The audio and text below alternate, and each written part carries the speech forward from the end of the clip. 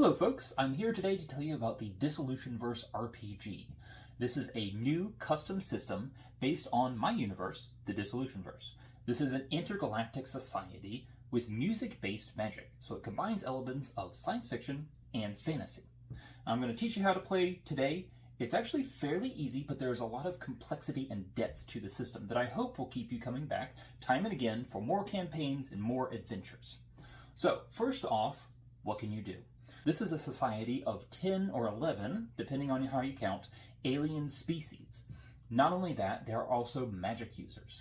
The people in this society can walk from world to world. There are no spaceships. That function is fulfilled by the magic users. Now, the people who use magic in this universe use music-based magic. They can hear the symphony that underlies the universe. When they change notes of that symphony, then reality changes. So you can either play as a magus, which is pretty cool. However, that means you're very high profile and people are going to know who you are as you move around. You could also play as a non-magus, which is everybody else. So that gives you a much wider selection of tools and backgrounds and things that you can use. It's also going to give you more items that you can play with. So this is a D8 based system. You only need 4, maybe 5. So it's pretty easy to get your dice for this one. That's all you're going to need. And so how do you create these characters? It's fairly easy. There's a series of steps. First, you choose your species from a short description, which is going to give you a couple traits that you can add to your list of mental and physical abilities that are what you're going to roll on during the game. Once you choose your species, then you're going to choose, are you a magus or are you a non-magus? If you choose to be a magus, you've got to figure out which houses of the symphony that you belong to.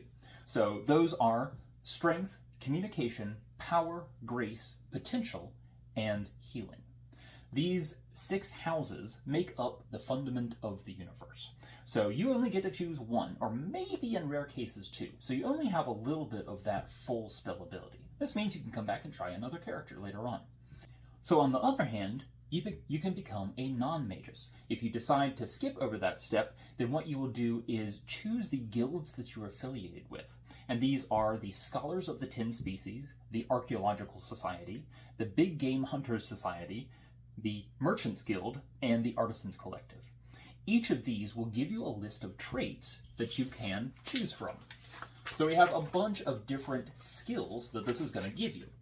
So, for instance, if you choose the Scholars of the 10 Species as a guild affiliation, you're going to pick traits from cultural skills and relaxation skills, which means you may choose something like cooking, and you can get a cast iron pot, which you can use to cook things or use to hide under. You can also have a ability called Taste Test. That means you're immune to poisons, and you can determine the presence and characteristics of poisons by taste. Now, if you want to do something like relaxing, you can also pick, say, gaming, or gardening, or fishing. These may give you different things like a spice bandolier, or spiced wine, or silk wire coil. Some cool different items that you can use. Now, let's talk a little bit more about the magic. As I said, there are 6 houses of magic, and the way this system uses spells is very creative. So if you don't want to be that sort of creative on the spot, you may want to pick non-magus. If you do want to be creative and come up with new ideas on the spot, new spells, and anything you can imagine, play magus. Now, as I said, there are 6 houses, and each one will have 6 keywords or 6 areas that you can focus in. For example, if you are of the House of Power, your skill areas are Fire, Energize, Intrigue, Charisma, Politics, and Smithing. Pick anything you want that is related to any of these skill areas. You talk with your players, you talk with the GM to figure out what that spell does. So say I want to make an object out of 2 different objects, and I'm the House of Power. So if I have skill in, let's say, smithing and energize, or maybe even fire, I can combine those 2. The GM will tell me how many dice of those 4 or 5 that I roll, based on how many checks I have in that skill level. I can combine them and put together my challenge roll. And when I do that, I will describe what spell I use. For example, I'm using energized to put a lot more energy in these two pieces and then smithing to bring them together into a new item. So you can do fun stuff like that. Another example would be the House of Grace. The Grace skill areas are water, smoothing, coordination, cooperation, transportation, and kinesthetics. Say you want to move quickly through a crowd. How do you do that? Well, with the House of Grace, you could use cooperation, you could use coordination, you could use kinesthetics, or you could use a combination of those. Craft your spell, which says you're going to slip through the crowd as easily as if you're just walking down the street.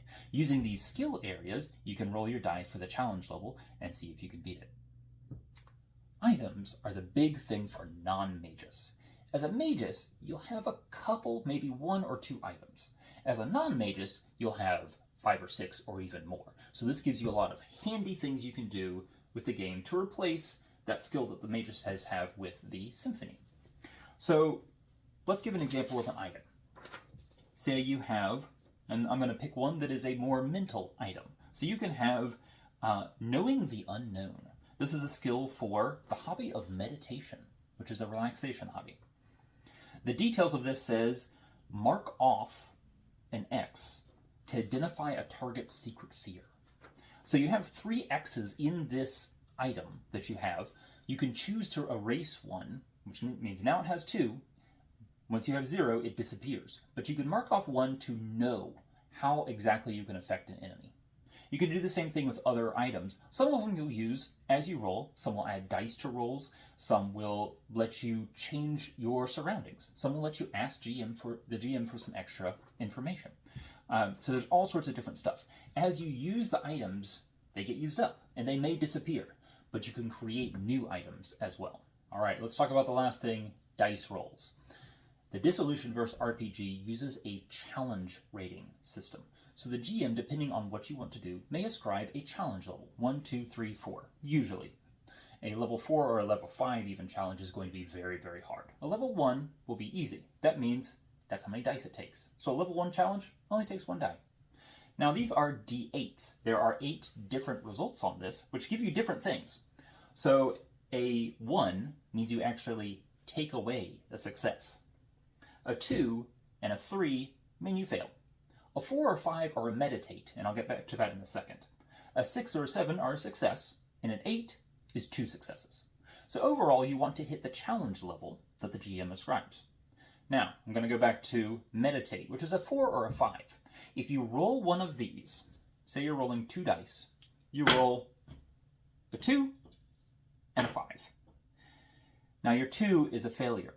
Your 5 is a meditate. What this means is you can take this die out and use that to re-roll your die.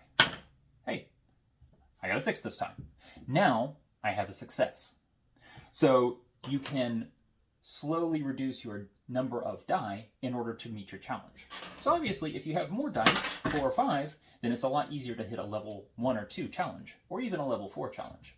If you have 2 dice, you can still hit a level 2 challenge, because you also have a meditate pool. So this gives you rerolls. So if I roll 2 dice, I got a 7 and a 2. So I have 1 success and I have 1 failure. Say I have 3 meditates banked. I can use one of those to reroll my die. Hey, I got a 7 this time. So now I have 2 successes. If you roll a 4 or a 5 while you're rolling for a challenge level, and you don't need to use those, you can bank them for next time. So it gives you a little bit of reroll power. So let's go over all this one more time. You can pick whether you are a magus who can control the symphony or a non-magus who has a lot more access to tools and items. You'll pick your species, one of 10 or 11 in the game, and each of those will give you a little bit different aspect to the disciplines that you can use. You'll then pick, if you are a magus, which house of the symphony that you represent, and that will give you skill areas in which you can create spells. If you are a non-magus, you're going to get a lot of different hobbies, which will tell you what tools you have to use. Those tools can potentially get worn down as you play the game, but there's also mechanics to create new tools. Finally, the way you're rolling is to meet a challenge level set by the GM. So if they say it's a challenge level 1 or 2, you need to make sure you have at least 1 or 2 successes. The skill that you are using determines how many dice you're going to roll. Alright, so what fun things can you do in the Dissolutionverse? This system is all about adventure. You have the 5 guilds that are going to give you missions to go around the homeworlds and find new things, discover artifacts, look at the remains of the previous civilization, find new animals, find new plants. You may enter conflict between different species. You may act as spies or advisors. If you're playing as magi, you may act as intermediates for the government or the species or 2 warring factions. So you can do a bunch of different stuff here. This is less focused on straight combat than D&D and some other systems are. This is based instead on becoming a person, playing a character and exploring the 10 worlds of the Dissolutionverse. Alright, I hope you enjoyed this explanation. Please go back to the campaign and you can pick to either become a beta tester in a single session of the Dissolutionverse hosted by me, or a campaign of 6 also hosted by me. So you'll get the first look at this system, you'll get to beta test it, you'll get to give me feedback on what's working and what's not working. You can try to break the system. Alright, that's it for now. I'll see you in the backer kit.